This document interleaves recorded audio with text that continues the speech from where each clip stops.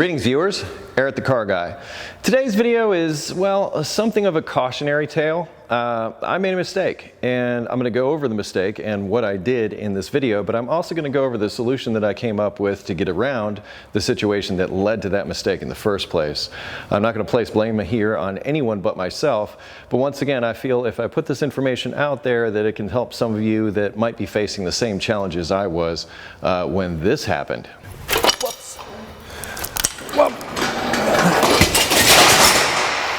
All right, now that you've seen what happened, let's go through step by step what led up to that and also the steps that I took after the fact to make sure that it never happens again. Things started out innocently enough when I tried to move the N14 engine out of the Mini Cooper from the engine hoist to the engine stand.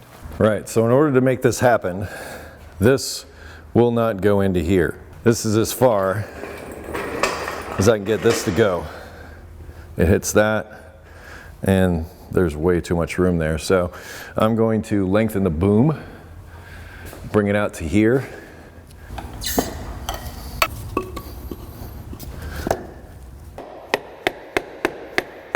So the weight is off it right now. So I should be able to move the boom, but I'm gonna leave the hook on just in case it comes loose.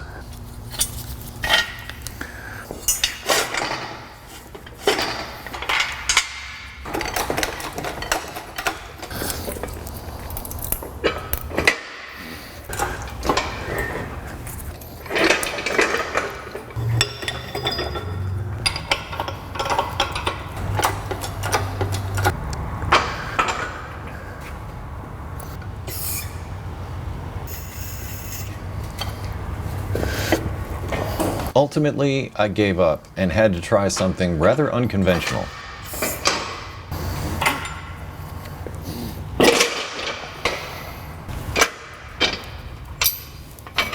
I asked myself, do I trust this? But I feel like I'm out of options. Let's just see how it sits with the crane still attached.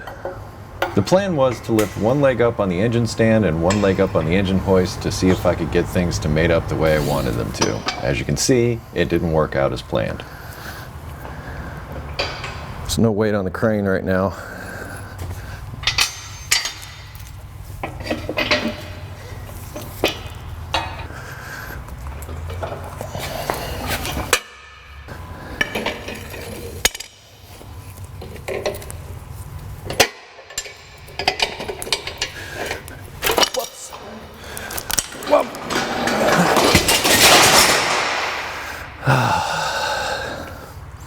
I was worried about that. I got extremely lucky in that the only real damage was a dented oil pan. It could have been so much worse. Please learn from this mistake. I just wish they would have made this engine hoist, or the engine stand, with the ability to mate up with this in some way to where it's stable. Otherwise, I have to resort to extreme measures like I did here today.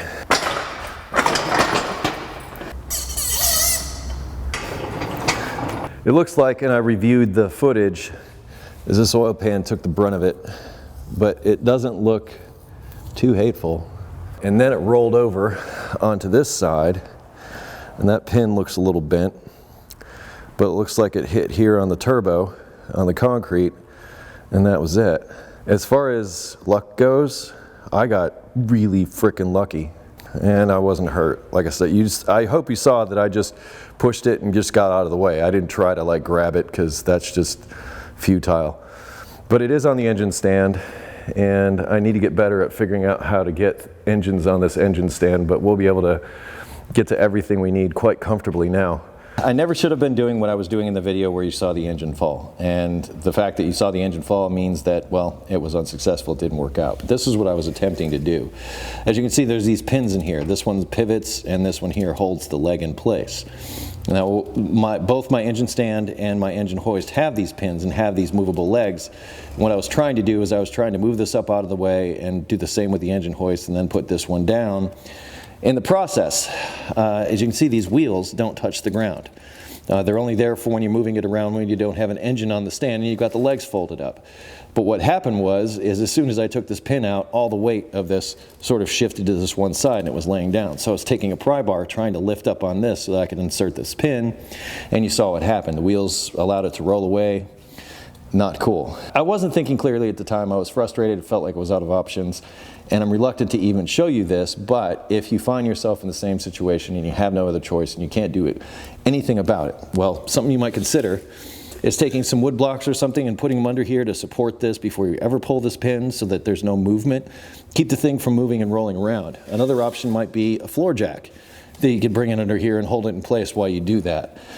Once again, I don't recommend doing that at all. In fact, I'm going to show you what I did to this engine stand. I have a different engine on it now, and since the modifications I'm about to show you, I have no issues with mounting engines on the engine stand with the same engine hoist that I have. So follow that.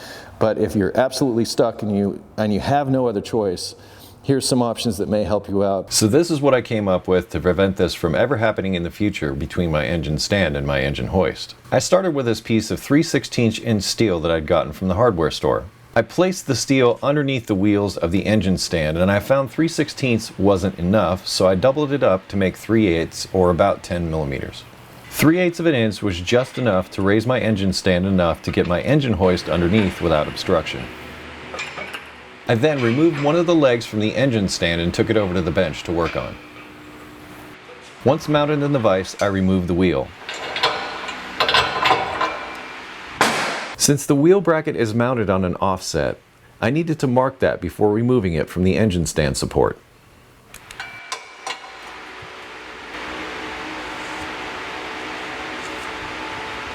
After marking the offset, I removed the wheel support from the engine stand support arm.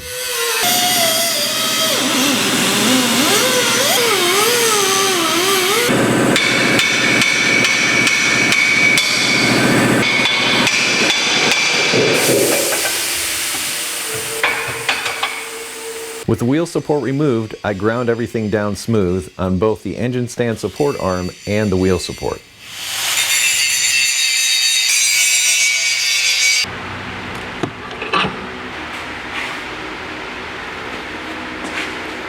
I then began to build things back up by taking the two pieces of 3/16" steel, stacking them on top of each other and welding them to the wheel support bracket. Once everything was tacked into place, then I completed the welds.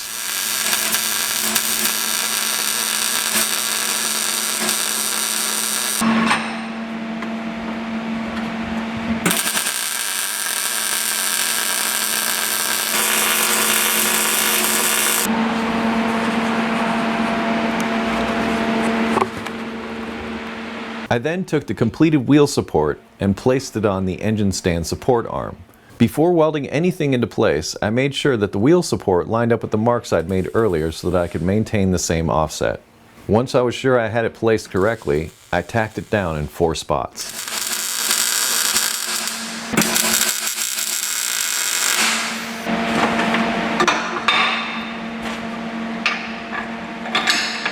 With the wheel support tacked into place, I then mounted it to the engine stand to see if everything lined up.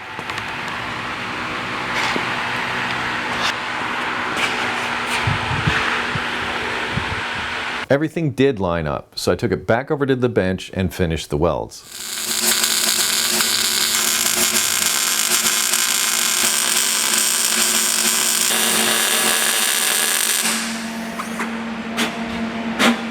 I then went through the same process for the other support arm.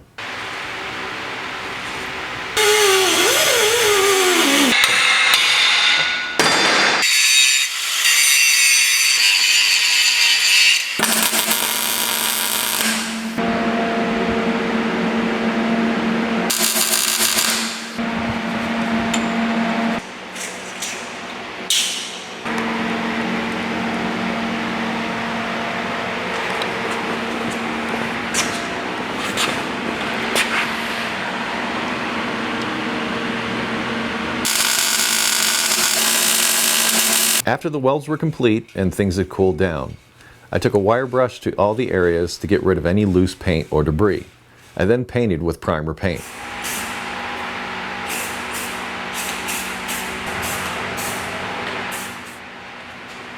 While the paint was drying, I turned my attention to the rear casters. My plan for the rear casters was simple. I would stack up washers to equal the same 3/8 of an inch that I'd raised the front and use longer bolts to fasten things down. By the way, this took 5 washers.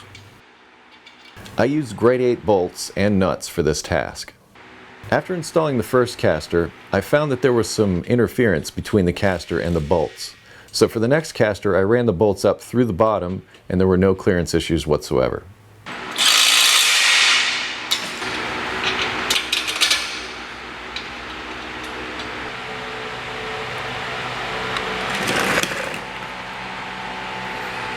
I then assembled everything and once again checked for clearance.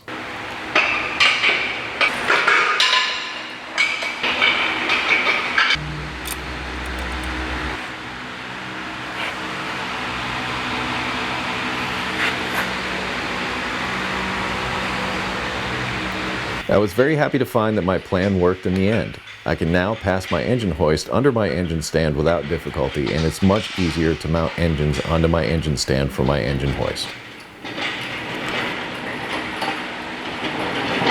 Well, I hope the information contained in this video helps you if you find yourself in a similar situation. I think one of the main takeaways is, if you find yourself with a large heavy object such as an engine on a hoist or a stand, and it starts making its way towards the floor, well, get out of the way. If you notice in that clip, what I ended up doing is I sort of pushed the engine away from myself and avoided injury. And that's what you want to do. You want to avoid injury. Let the engine fall, you can repair it. I put a new oil pan on that engine, everything is fine, no one's the wiser, except for all of you, of course. That said, I hope that, if you have an engine that you plan to put on a stand and you have a hoist, that you might check to see if those two things will play nice together before you even get started. And if they don't, perhaps what I've shown you in this video can give you some ideas on how to combat that problem. The main thing though is, like I said, I made a mistake here. I would hate for one of you watching this video to make a similar mistake and get injured. That would super suck for me. So just take that as it is. Call me whatever you want to call me, but at the same time, if it helps at least one person not get injured, then I feel like I've done my job. If you have automotive questions not covered in this video, I ask that you head to EricTheCarGuy.com. I'll link that down in the description to make it easy, along with additional information that pertains to this video, possibly additional video links, things like that. So please check the description if you have questions. Also, don't forget to like, comment, and subscribe. All those things that help me make a living. I appreciate that very much. Be safe, have fun, stay dirty. Thank you so much for watching, and I'll see you next time.